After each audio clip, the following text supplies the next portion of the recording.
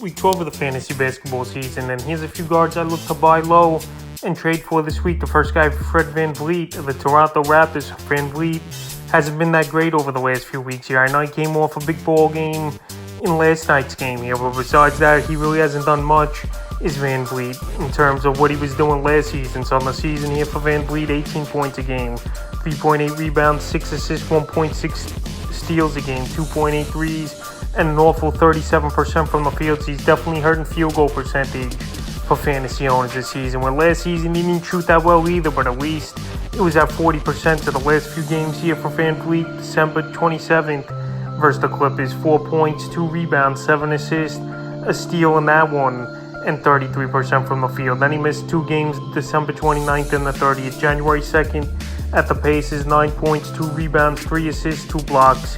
In that one, 3 threes, 20% from the field. Then on January 4th, a breakout game for him. Even though he's going to hurt you in turnovers and field goal percentage, I still think you could get him on a little cheaper of a deal. 28 points, 8 rebounds, 12 assists, 3 steals, 4 threes, and 34% from the field. So VanVleet, we know, could score the basketball.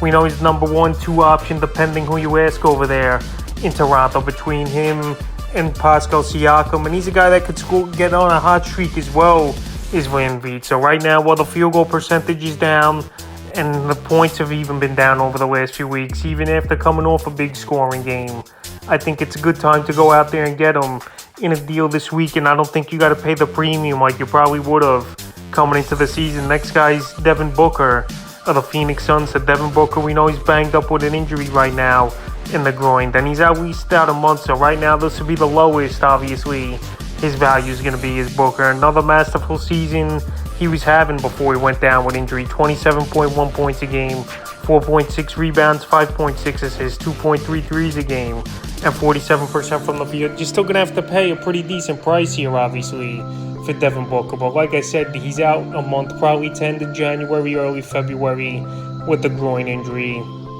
And you still got to give up one decent player and a good player on your team, I think, to get Devin Booker. But right now, while he's out for a month and maybe an owner can't afford to wait that long for Booker to come back, this would be the time to pounce and make a deal, especially if you're up there in the standings and you could afford to wait for Devin Booker.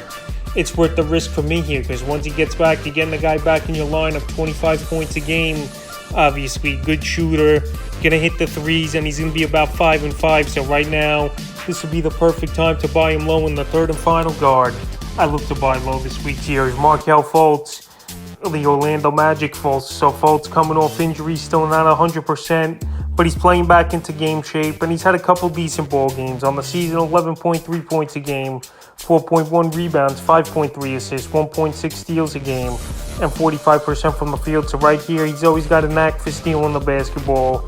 We know he's a decent scorer, but the problem with him is efficiency, and he don't really hit 3-ball, is Markelle Fultz. So the last few games here for him, December 27th versus the Lakers, 16 points, 3 rebounds, 3 assists, 2 steals, 2 blocks of 3, 53% from the field. December 28th at Detroit, 6 points, 7 boards, 9 assists, a steal, 16% from the field. December 30th versus the Wizards, 12 points, 7 boards, 6 assists, 3 steals, a 3, 41% from the field.